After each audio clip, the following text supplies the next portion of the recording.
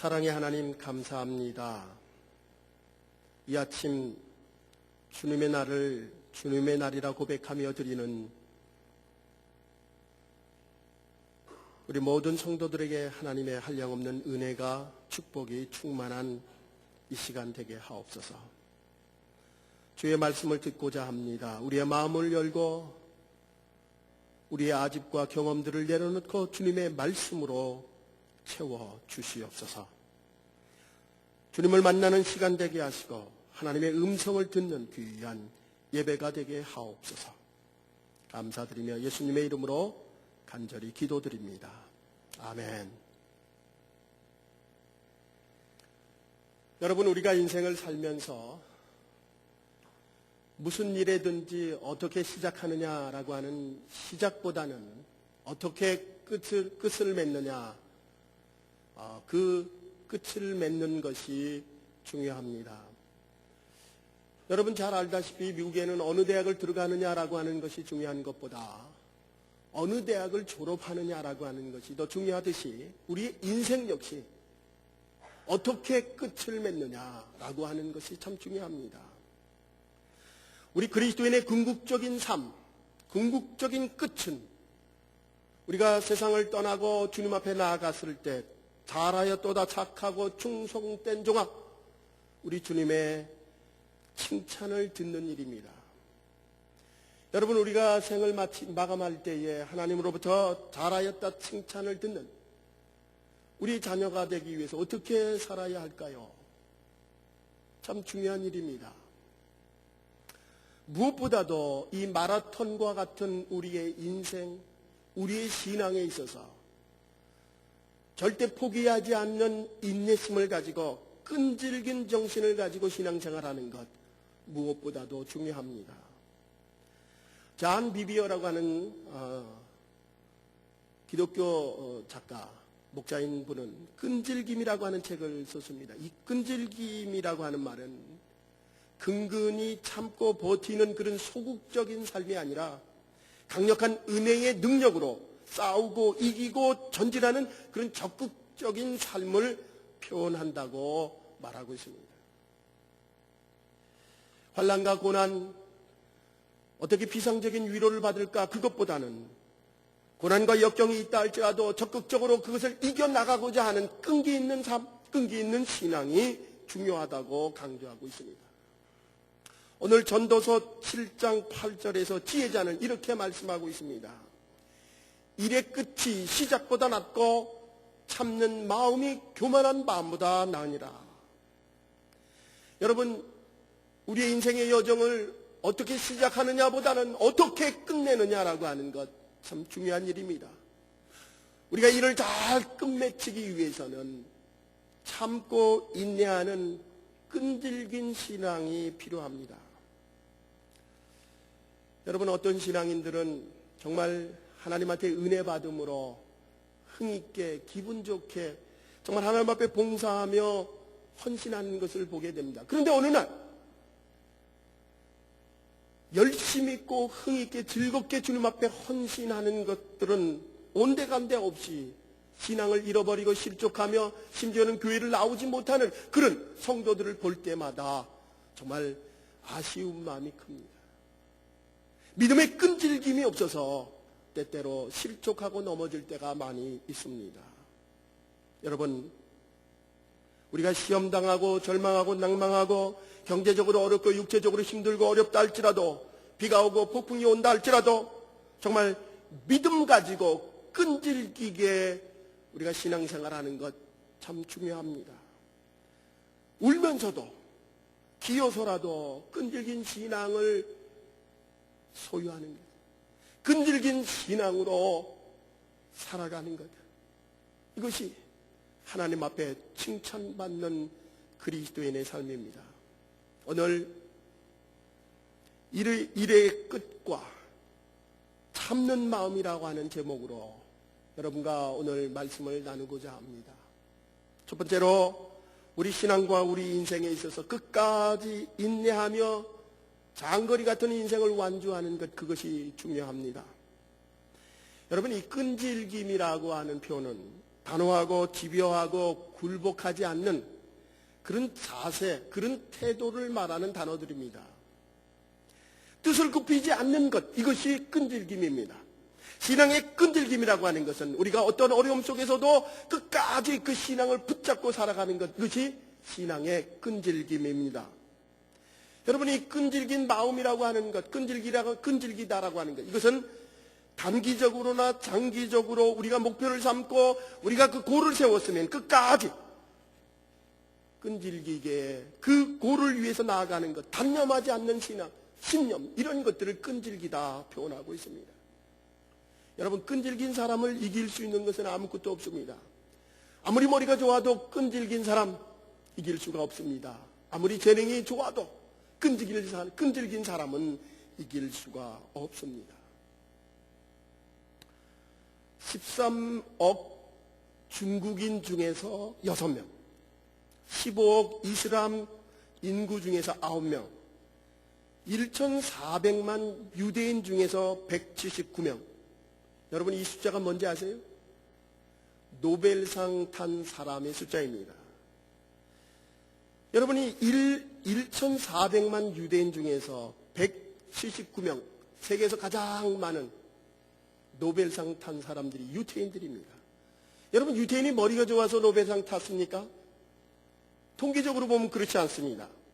이스라엘 평균 IQ가 95입니다. 세계 26입니다. 한국이 몇인지 아세요? 2위입니다. IQ 106, 세계 2위입니다. 미국은 IQ 98, 19위입니다. 유대인들이 가장 많은 노벨상을 탄 이유를 많은 사람들은 그들의 가정교육 때문이라 말하고 있습니다. 좋은 질문이 좋은 답보다 훨씬 낫다라고 하는 속담처럼 그들은 의문을 품고 끝까지 질문을 하는 그런 습관을 장려한다고 합니다. 여러분, 결코 머리 좋은 민족이 유대인이 아닙니다. 그러나 그들은 끈질김이 있습니다. 2500년 동안 나라 없이 헤매던 그 이스라엘 민족이 오늘날 지금 이스라엘을, 그 나라를 세우고 세계 가장 강력한 민족으로 성장하고 있습니다. 이유는 끈질김이 있습니다. 여러분, 우리가 끈질긴 신앙을 갖는다는 것, 그것은 하나님의 신앙을 소유하는 것이며 저 천국에 대한 소망을 갖는 것이며 무엇보다도 하나님의 말씀으로 순종하며 살아가는 것을 의미합니다. 여러분, 오늘 전도서 지혜자는 참는 마음이 교만함보다 낫다. 참는 마음, 끈질김입니다. 우리의 신앙 끈질기게 지켜야 할 줄 믿습니다. 솔로몬 왕의 예를 들어보겠습니다. 솔로몬 왕은 다윗의 아들입니다. 그리고 왕위를 물려받았습니다. 그런 가장 지혜로운 사람이요, 가장 부유한 사람이요, 권력을 가진 사람입니다. 그 이전에도 그 이후에도 없는 가장 위대한 사람임에 틀림없습니다. 그러나 그의 집권 후반부에는 하나님의 신앙을 잃어버리게 됩니다. 많은 이방 여인을 아내로 삼으면서 그들이 섬기는 이방 신의 제단을 쌓아주며 또한 그들에게 절하기 시작합니다. 솔로몬은 후반부에 하나님의 신앙을 잃어버렸습니다. 솔로몬뿐만 아니라 그의 자녀들과 손자들도 하나님의 신앙을 잃어버리게 됩니다. 하나님께서 가장 강력한 통일 왕국을 주셨음에도 불구하고 그는 하나님의 신앙을 잃어감으로 결국 그가 죽게 되면서 나라는 두 나라로 갈라지게 되었습니다. 솔로몬이 하나님의 신앙을 붙잡았다면 이스라엘 역사는 달라졌을 것입니다. 이와 비교되는 인물이 신약에 나옵니다. 세례 요한입니다. 그는 자기의 목숨을 아끼지 않고 하나님 신앙을 지켰습니다. 헤롯이 그를 투옥시키고 심지어 그의 머리를 잘라 죽인다 할지라도 죽임을 당함에도 불구하고 그는 결코 하나님의 끈질긴 신앙을 놓지 않았습니다. 세상과 타협하지 않았고 목숨을 내놓고 하나님의 신앙을 고수하였습니다. 진리 수호에 자기의 목숨을 내놓았습니다. 여러분, 우리 신앙인들은 너무나 쉽게 신앙의 끈질김을 포기해버립니다. 세상의 주류에 따라가서 세상에 따라가는, 세상의 밀물에 쫓아가는 그런 신앙인이 되어버립니다. 세상의 권세와 정상의 영향, 그 영향력에 따라가 버리는 그런 신앙인들이 너무나 많이 있습니다. 오늘 21세기를 살아가는 우리 신앙인들에게 신앙의 끈질김이 있어야 합니다. 한국의 대형교회 1년에 100명을 전도한 권사님에 대한 간증입니다. 이 권사님은 전도 대상자를 먼저 물색을 합니다. 그리고 전도 대상자를 위해서 물색이 되었으면은 그를 위해서 기도합니다. 오랜 동안 기도할 뿐만 아니라 심지어 금식 기도까지 합니다. 그리고 이제 레디가 됐다 하면 찾아갑니다.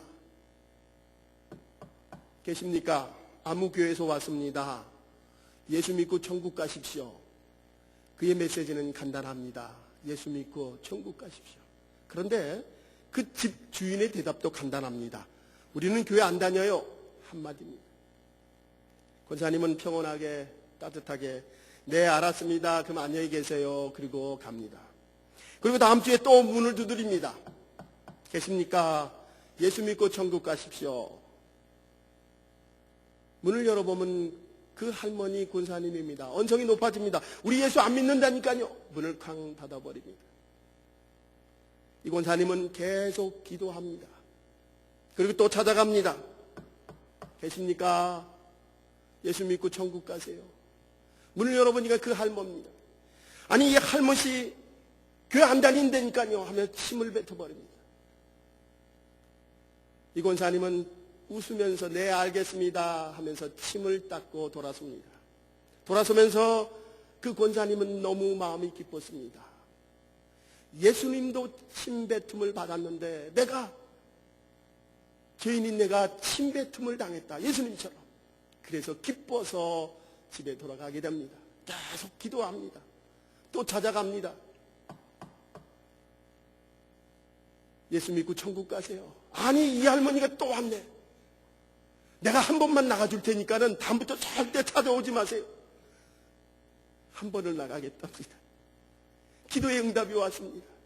그 권사님이 그 전도의 대상을 데리고 교회에 가서 하나님의 말씀을 듣고 지금까지 기도했던 결실이 하나님의 말씀을 통하여 그 사람이 예수를 믿게 되었습니다. 예수를 믿었을 뿐만 아니라 예수님을 전도하는 데 제일 앞장서는 성도가 되었다고 합니다. 여러분, 우리의 전도에는 이와 같은 인내심이 끈질김이 있어야 합니다. 여러분, 전도뿐만 아니라 우리의 신앙에 있어서 이와 같이 끈질긴 신앙이 우리의 삶에 절대적으로 필요합니다. 사도 바울은 갈라디아서 6장 9절에서 이렇게 권면합니다. 우리가 선을 행하되 낙심하지 말지니 피곤하지 아니하면 때가 이름에 거두리라. 선을 행하되 낙심하지 않으며 끈질긴 믿음으로 나아가시기 바랍니다. 야고보 사도는 5장 11절에서 이렇게 말씀합니다. 보라, 인내하는 자를 우리가 복되다 하리니 너희가 욥의 인내를 들었고 주께서 주신 결말을 보았거니와 주는 가장 자비하시고 긍휼히 여기시는 이시니라. 인내하는 자를 하나님은 기뻐하신다고 성서는 말씀하고 있습니다. 야고보서서는 인내하는 자를 하나님이 기뻐하신다. 중학교의 성도 여러분, 끈질긴 신앙 소유하시기 바랍니다. 끈질긴 믿음 붙잡으시기 바랍니다. 두 번째, 이런 끈질긴 신앙은 저절로 생기는 것이 아닙니다. 이 끈질긴 신앙 소유하기에 우리는 거룩한 구별된 삶을 살아야 합니다. 구별된 삶 살아가는 것, 거룩한 삶을 살아가는 것입니다. 여러분, 이 끈질긴 신앙은 절대 훈련 없이는 불가능합니다. 여러분, 훌륭한 군인은 훈련을 통해서 만들어집니다. 어제 신문에 보니까는 미국 금남의 지역인 미국 특수부대에 여자 2명이 훈련을 다 마쳤다고 합니다. 정말 대단하더라고요. 남자들과 똑같이 완전군장을 메고 그 어려운 일, 남자들도 떨어지는 그 특수부대를 두 명의 여자가 훈련을 마치고 자랑스러운 모습으로 사진을 찍는 모습을 보았습니다. 훈련을 통하지 않고는 훌륭한 군인이 될 수 없듯이 성숙한 신앙인이 되기 위해 우리는 훈련받아야 합니다. 예수님은 너희는 빛과 소금이다. 예수님은 너희 세상의 빛과 소금이다. 빛과 소금으로 거룩한 삶을 살라고 말씀하십니다. 세상의 흐름에 따라 흘러가는 우리의 신앙이 아니라 세상의 흐름에 거슬러 올라가는 살아있는 물고기와 같은 거룩한 삶을 살아가는 것, 이것이 바로 끈질긴 신앙입니다. 사도 요한은 요한일서 2장 15절에서 이 세상이나 세상에 있는 것들을 사랑치 말라. 누구든지 세상을 사랑하면 아버지의 사랑이 그 속에 있지 아니하냐. 세상에 있는 것이나 세상의 것들을 사랑하지 말라. 여러분, 세상과 구별된 삶 살기 위해 우리는 끈질긴 신앙을 가져야 하는데, 이 거룩한 삶, 끈질긴 신앙을 가지기 위해서 세 가지에 노력하는 성도들이 되어야 합니다. 첫 번째가 화평케 하는 사람들이 되어야 합니다. 구별된 삶, 거룩한 삶, 이것은 화평케 되는 삶을 살아가는 사람입니다. 여러분, 화평케 되는 삶을 살았던 첫 번째 사람, 바로 예수 그리스도이십니다. 하나님과 인간이 죄로 말미암아 원수되었던 하나님과 인간의 관계를 십자가에 돌아가심으로 화평케 하셨습니다. 화목하게 하셨습니다. 이것이 예수 그리스도가 하신 것이며, 또한 우리 모든 성도들에게 화평케 해야 할 고귀한 사명을, 소명을 우리에게 부여하셨습니다. 여러분, 화평케 하는 성도들, 부정적인 말들이나 루머들, 남을 음해하는 말들이나 교회를 분열시키는 그러한 나쁜 습관을 차단하는 사람들입니다. 불평과 원망, 기독교를 음해하는 많은 사람들, 세상 사람들에게 정말 내가 믿어보니 좋더라, 예수 그리스도를 변증하는 변증가들이 바로 화평케 하는 사람들입니다. 여러분, 화평케 살아가는 삶 참 어렵습니다. 왜냐하면 인간의 본성은 화평케 하는 삶이 아니라 인간의 본성을 거스려서 살아가야 되기 때문에 그렇습니다. 인간의 본성은 화평하지 못하는 불평, 원만, 불화, 분열, 이것이 인간의 본성입니다. 그러나 화평케 하는 삶은 육체의 소욕을 거스리는 삶이요, 그것을 이기는 삶입니다.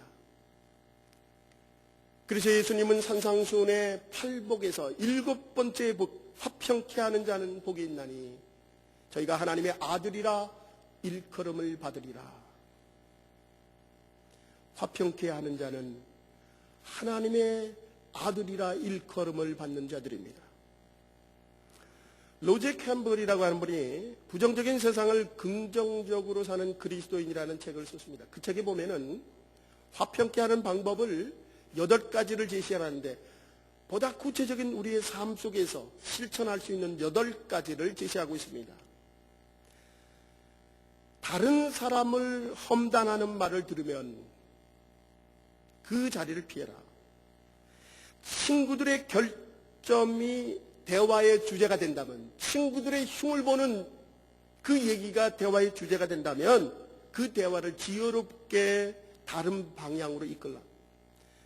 다른 사람에 대한 부정적인 말을 들었을 때 절대 퍼뜨리지 말라. 서로 사이가 나쁜 두 사람 가운데서 한 사람이 다가와서 상대방의 험담을 한다면 절대 맞장구 쳐주지 말라. 누군가를 칭찬하는 말을 들었다면 그것을 널리 퍼뜨리라. 서로 입장이 다른 사람들을 중재하며 다른 사람들을 험담하지 않고 그들의 약점을 이해해 주어라. 말을 삼가할 줄을 알라. 듣기는 속히하고 말하기는 더디하고 성내기는 더디해라. 야고보의 말씀입니다. 여러분, 우리가 화평케 하는 자들, 원수된 자를 하나 되게 만드는 일입니다. 그러기 위해서 우리의 부정적인 생각보다는 긍정적인 생각으로 서로를 이해하고 칭찬해주는 삶이 필요합니다.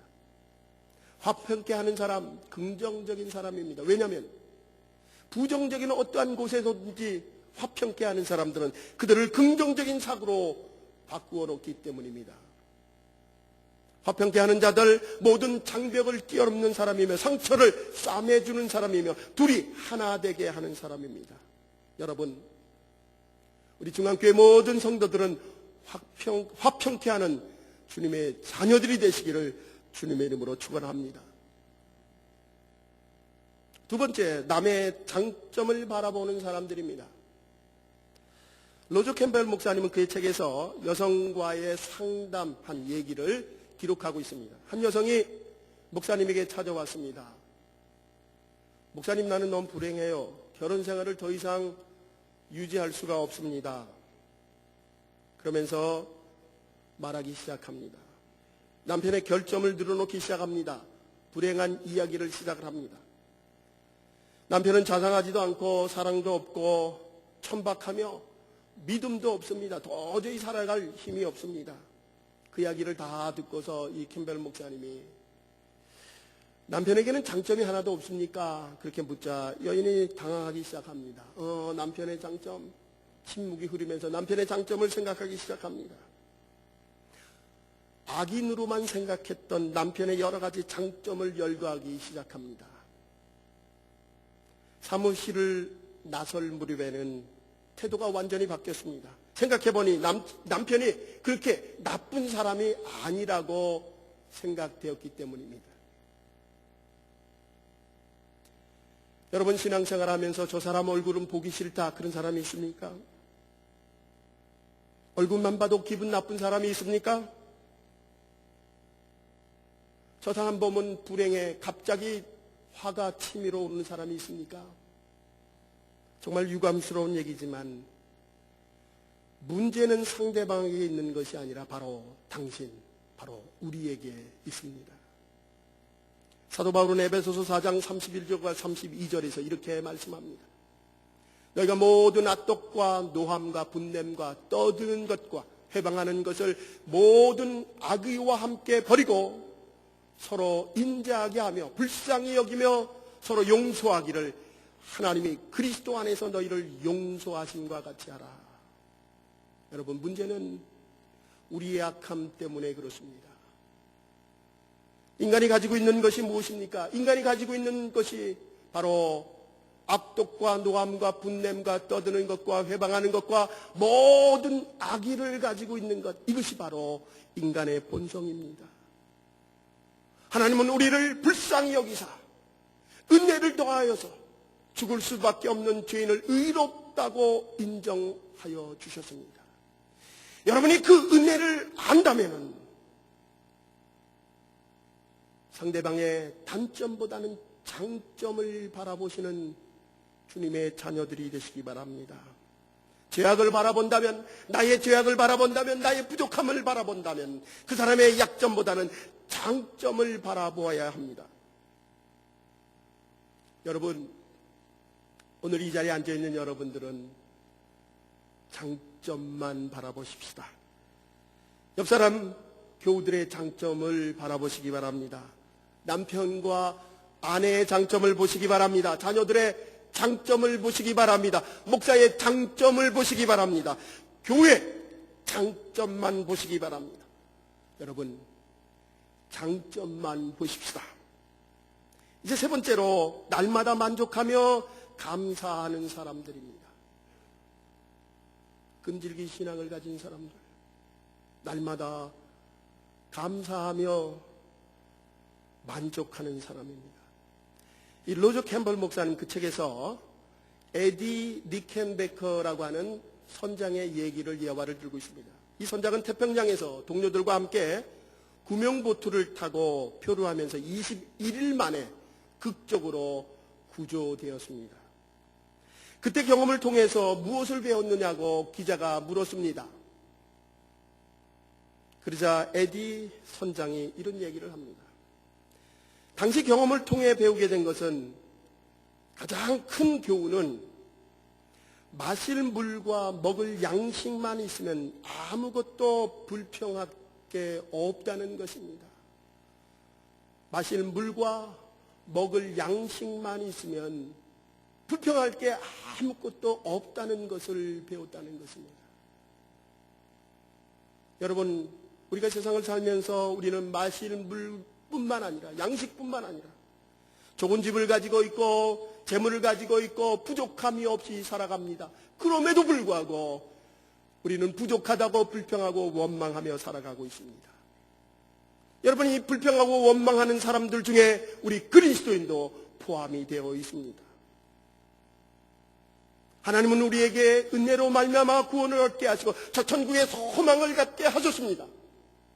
늘 성령으로 충만하게 하셔서 환경과 여건을 보지 않고 감사하는 마음을 주셨습니다. 그럼에도 불구하고 우리들의 삶 속에는 불평과 원망이 도사리고 있다는 사실입니다.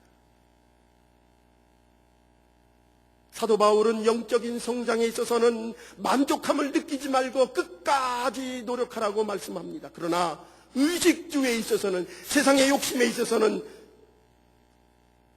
자족하는 삶을 살라고 그의 비결을 깨닫고 믿음의 자녀인 디모데에게 이와 같이 말씀합니다. 그러나 자족하는 마음이 있으면 경건에 큰 이익이 되느니라. 우리가 세상에 아무것도 가지고 온 것이 없으며 또한 아무것도 가지고 가지 못하리니 우리 먹을 것과 입을 것이 있은즉 족한 줄로 알 것이라. 여러분, 우리가 먹을 것, 입을 것이 있으면 족한 줄로 알며 살아가시기 바랍니다. 여러분, 삶의 만족이라고 하는 것은 내가 가지지 못한 것을 갖고자 욕심내는 그곳에 있지 아니하고 내가 가진 것, 그것에 감사한 마음을 가지고 살 때 삶의 만족이 있습니다.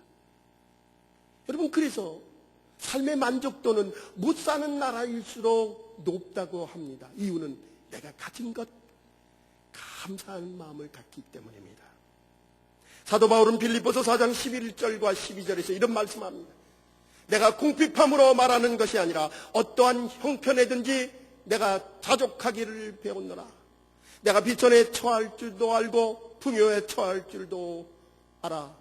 모든 일에 배부르며 배고픔과 풍부와 궁핍에도 일치의 비결을 배웠노라. 사도 바울은 어떠한 형편에서든지 자족하는 것을 배웠노라. 여러분, 배웠다라고 하는 표현은 그냥 깨닫는 것이 아니라 나의 삶을 통하여, 훈련을 통하여 얻어진다는 것입니다. 하나님의 말씀으로, 하나님의 신앙으로 자족하는 것을 배우시기 바랍니다. 우리의 신앙, 온전한 기쁨의 신앙은 하나님께 순종함으로 얻어집니다. 우리의 만족하는 삶은 하나님께 순종할 때 얻어지는 것입니다. 여러분, 우리 신앙인들도 어려움을 당할 수가 있습니다. 문제에 시달릴 수가 있습니다. 또한 큰 고통을 당하기도 하고 육체적으로, 감정적으로 그렇게 큰 어려움을 당할 때도 있습니다. 그러나 세상 사람들과 똑같은 어려움을 당한다 할지라도 우리 그리스도에게는 다른 점이 있습니다. 현재 누리고 있는, 내가 가지고 있는 은혜와 하나님의 축복을 생각할 수 있는 사람이기에 오늘 내게 하나님이 이 일을 해결해 줄 것이라는 믿음이 있기에 끈기 있게 신앙생활하는 사람들입니다. 세상 사람들과 다른 것, 끈기 있는 믿음을 가지고 축복과 하나님의 은혜를 기억하는 사람들입니다. 그러기에 그들은 그들의 마음속에, 우리들의 마음속에 자족하는 마음이 있는 줄 믿습니다. 여러분, 만족하는 마음과 탐욕하는 마음, 탐욕스러운 마음과는 전혀 다른, 철저히 다른 생각이며 다른 사고입니다. 여러분, 만족하는 삶이라고 하는 것은 긍정적인 삶을 살아가게 합니다. 그러나 탐욕스러운 삶은 부정적인 생각을 갖게 하고 불평과 원망을 갖게 하고 심지어는 죄악이 되어버립니다. 탐욕은 우리가 갖지 못한 것, 그것을 초점을 맞춥니다. 그래 가지려고 노력하는 그런 곳에 초점을 맞추지만 만족하는 사람은 내가 가지고 있는 것 거기에 초점을 맞추게 됩니다. 여러분, 모든 범죄에는 탐욕이 도사리고 있습니다. 성경은 그래서 탐욕을 죄라고 꾸짖고 있습니다. 예수님은 누가복음 12장 5절에서 삼가 모든 탐심을 물리치라. 사람의 생명이 그 소유에 넉넉한 데 있지 아니하니라. 모든 사람들에게 탐심을 물리치라 주님 말씀하고 있습니다. 사도 바울은 탐심을 가장 큰 범죄로 말하고 있습니다. 에베소서 5장 3절입니다. 음행과 온갖 더러운 것과 탐욕은 너희 중에서 그 이름이라도 부르지 말라. 이는 성도의 마땅한 바니라. 여러분, 이 탐욕이라고 하는 것은 예나 지금이나 똑같습니다. 범죄하게 합니다. 유대인들이 가장 자랑스럽게 생각하는 사람이 다윗입니다. 다윗은 탐심으로 씻을 수 없는 큰 오점을 남겼습니다. 자기의 훌륭한 병사인 우리아를 최전방에 보내서 죽게 하고 그의 아내를 빼앗습니다. 탐욕의 죄 때문에 그렇습니다. 아합 왕은 자기가 여러 개의 훌륭한 포도밭을 가지고 있음에도 불구하고 나봇의 포도밭을 뺏기 위해 그를 모함하여 하나님을 모욕한다 하여 죽이고 그의 포도밭을 빼앗았습니다. 여러분, 인간의 탐욕은 만족할 줄 모릅니다. 가장 무서운 죄악입니다. 오늘 이 자리에서 우리의 탐욕을 다 주님께 내려놓으시기 바랍니다. 사도 바울은 나는 어떠한 형편에든지 자족하는 삶을 배웠노라. 여러분, 만족하는 삶, 감사하는 삶이요, 내가 가진 것에 감사할 뿐만 아니라 자족하는 삶이요, 끈기 있는 신앙으로 끝까지 노력하는 신앙인의 삶의 모습입니다. 여러분, 갖지 못한 것 탐욕스럽게 추구할 것이 아니라 가진 것에 감사하며 자족하는 여러분 되시기 바랍니다. 우리의 인생은 마지막에 결정이 됩니다. 마지막 우리 주님 앞에 섰을 때 달하였도다 충성된 종아, 칭찬받는 주님의 자녀들 되시기 바랍니다. 잘하였도다 충성된 종아,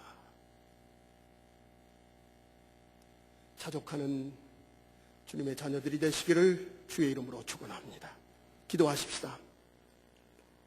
사랑의 아버지 하나님,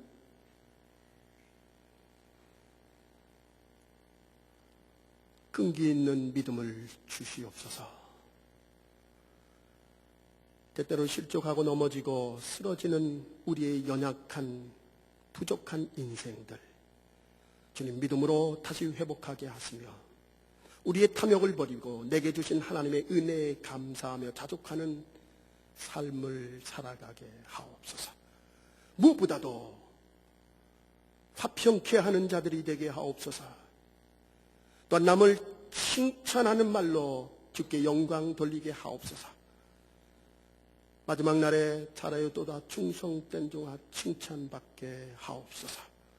예수님의 이름으로 간절히 기도드립니다. 아멘.